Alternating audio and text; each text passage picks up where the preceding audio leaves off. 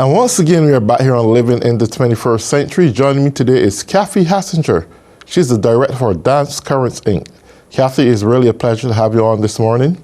Thank you so much, Earl. I'm delighted to be here. My name, obviously, as Earl introduced me, was Kathy Hassinger, and I'm director of Dance Currents, Inc., as well as a director of the film To Feel the Earth and Touch the Sky, Living the Legacy of American Modern Dance. Just like to tell you a little bit about the film. The film is really a history of modern dance, and it traces the prime movers, the beginning people who started modern dance, and the evolution of the form.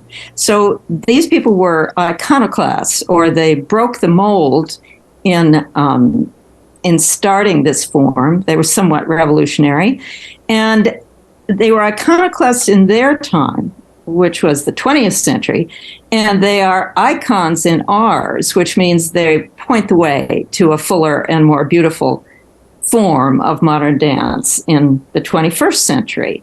So I'd like to just show you a trailer, a 30-second trailer on what the film is about. Sure, beautiful.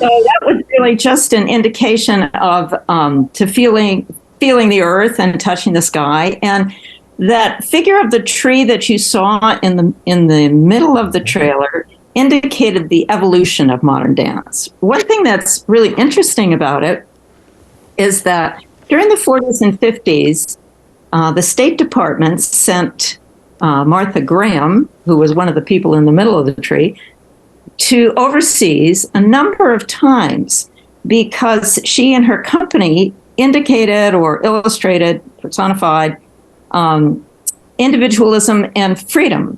And the State Department wanted the rest of the world to see that we had that kind of dance that was free and individually oriented. So they continued to send her and her company. Another thing about modern dance is that it grew, we're talking about the evolution, on aesthetic values as opposed to just mechanical or physical values. So, in other words, if you're going to teach a child particularly how to dance, you might say, sway like the wind in the trees, or move as if you were a wave on the beach, or move from your heart, as opposed to point your feet and bend your knees and do this with your arms. So these aesthetic values were really, really important for the development of modern dance. And one that I was illustrating was that dance became more in tune with nature. And that was Isadora Duncan, the mother of modern dance. That was her real kind of gift to the art. There were a lot of other things that happened in the evolution of modern dance. During the 40s and 50s, as we've talked about before, dancers didn't want to be a tree, or they didn't want to be an exotic, creature from another world. They wanted to relate to their world. And at that time, their world was full of war, segregation, alienation, and all kinds of things that were not necessarily pleasant. So they were not afraid to make pieces that showed they were activists in their art. And they brought in a whole new working class into this, what had seemed to be an elite art form, because they were talking about them. They were talking about the people at the time and the difficulties that they were going through. So social action became a big part of modern dance. That was another feature. And finally, towards the end of the 20th century, there was a lot of experimentation. A lot of the old forms were thrown out and new forms developed, and experimentation, like with Twyla Tharp, who I'm sure you've heard about, putting different styles together, calling it crossover ballets. So there are lots of features and forms that modern dance underwent. So the next trailer, which is 2 minutes, is about the evolution of modern dance. Exactly. Isadora Duncan, the mother of modern dance, broke ground for a new democracy of the dance in the early 1900s. She used natural movements to create works of wonder, joy, sorrow, grief, rebellion, and redemption. Her audiences were huge, and her momentum continues to this day. The modern dance movement gathered steam in the 1930s and 40s with strong individuals like Martha Graham and Doris Humphrey, severing ties with the past to create fresh and rigorous new dance techniques. These women built a new kind of dancer, strong, fast, flexible, and adaptable, and struggled to make dance relate to the contemporary world and its issues. I remember mostly that they never put their own stamp on your work. They guided you to find your own stamp. So they weren't choreographing for you. They were helping you to find out where you were in that period of your work, because of course it changes over the years. In the 1950s, during the McCarthy era, a few dancers who studied with Graham, like Anna Sokolow, Sophie Maslow, and Jane Dudley, did exactly that by creating the new dance group.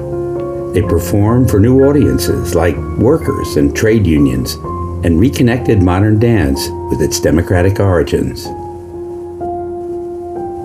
All the choreographers in this film trained long and hard to achieve artistic freedom. They then trained and transformed their students to build on the past, look to the future, and touch the sky. So just to let people know, if you have any questions at all, you can go to www.dancecurrentsinc.com and sign up on the contact sheet, and I will be able to answer any questions or actually tell you about our PBS airings, because we're preparing the film for a PBS broadcast, which we're excited about. So that, again, that's www.dancecurrentsinc.com. The next person I'd like to talk about, Katherine Dunham, was one of the pivotal modern dancers. And she was brought up in Chicago and went to the University of Chicago and majored in anthropology and became an anthropologist. She got a grant to go to the Caribbean and study their life, their rituals, their dances, their traditions. And she spent a number of years writing and doing anthropology, and then came back and put her research on stage. Now, this was really phenomenal because it had been a hidden culture.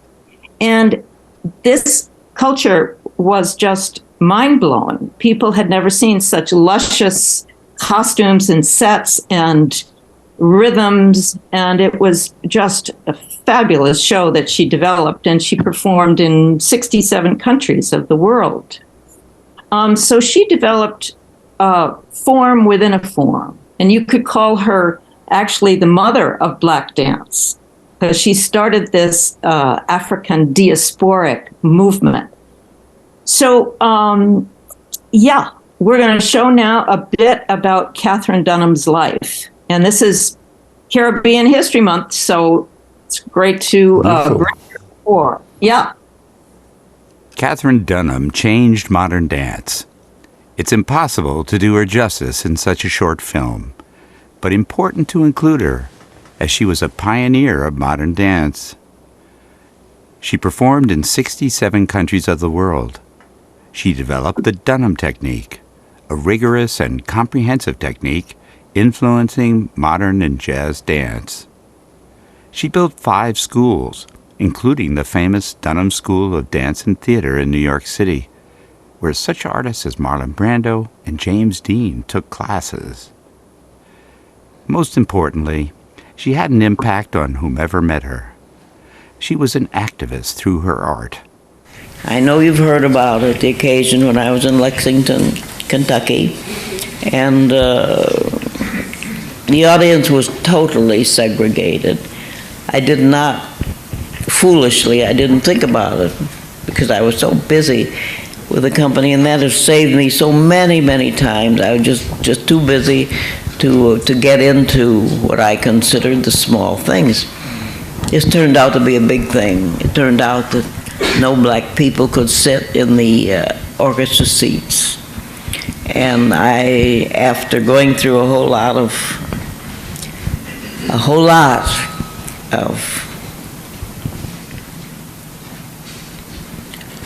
resistance, threats, you name it. I did everything possible to be able to get on that stage and feel good about it. And I couldn't win then. Therefore, I decided if I couldn't win at the beginning, I'd win at the end. I did the show. They loved it. Maybe the show was better than it had ever been because everybody was uptight. And in the end, I told them we would never come back until we could appear before people who were sitting next to each other. People of my color were sitting next to people of your color. She elevated the beauty and magic of Caribbean, African, and American dance. All of these accomplishments and more were a testament to her genius. The set, costumes, and lighting were all designed by her husband, John Pratt, a brilliant artist in his own right. They worked in symbiosis. They created the show together. A study of her life through her books, interviews, dance technique, awards, and recognitions would be a life-changing pursuit.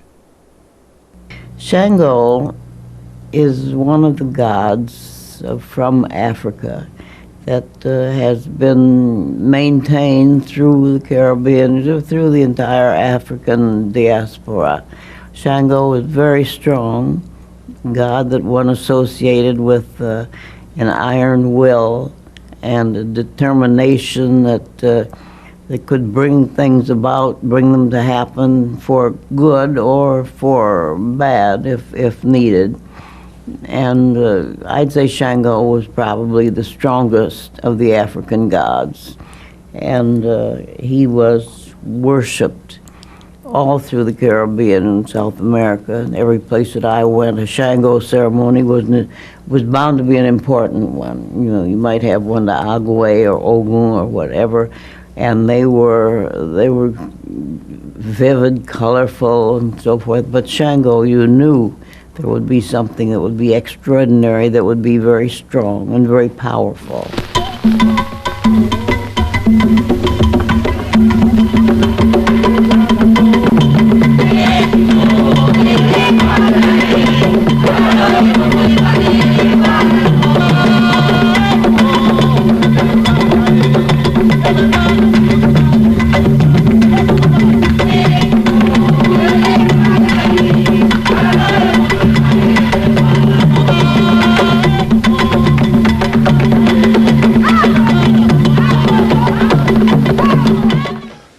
That's beautiful, Kathy. I want to ask this question before we go into the part of having your movie marketed and so forth on the television platform. Now, dance is an artful form of communication, and sometimes it can stay within the restraints of one segment of society. How do your movie basically market this on a global platform where it can be a showcase to humanity? Well, we have been doing our best to distribute the film.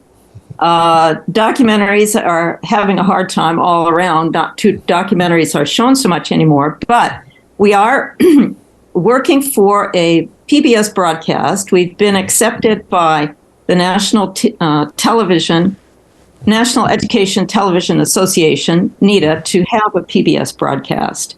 So that is going to require that we re-edit the film and do a lot of publicity and kind of get the film out there. So again, I'd just like to mention to all of you who are watching the film that if you go to www.dancecurrentsinc.com, you can sign up on the contact sheet, and I will send you information about the PBS airings, which will be coming up.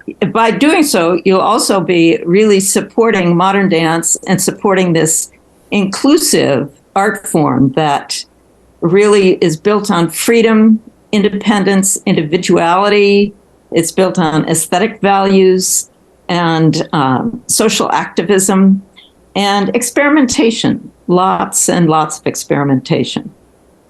Again, I'm so delighted, Earl, that you had me on the show to talk about the film. Are there any other questions? Well, definitely. I would love you to actually explain your life as a choreographer and the amount of different groups you have worked with over the years.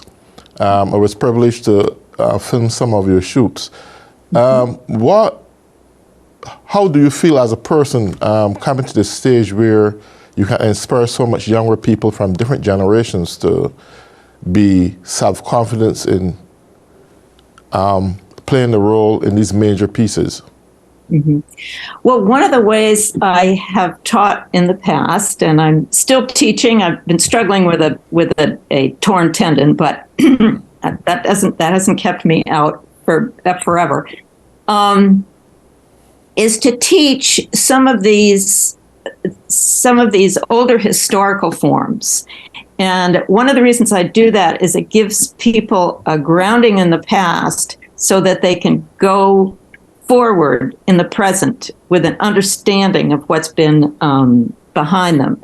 So I do attempt to teach with that repertory, and we call it 100 Years of Modern Dance. And there are a number of pieces from Isadora Duncan's piece, which you saw filmed, all the way to Robert Battle, who's now head of the Alvin Ailey Company. And we have one of his pieces called Battle Etude.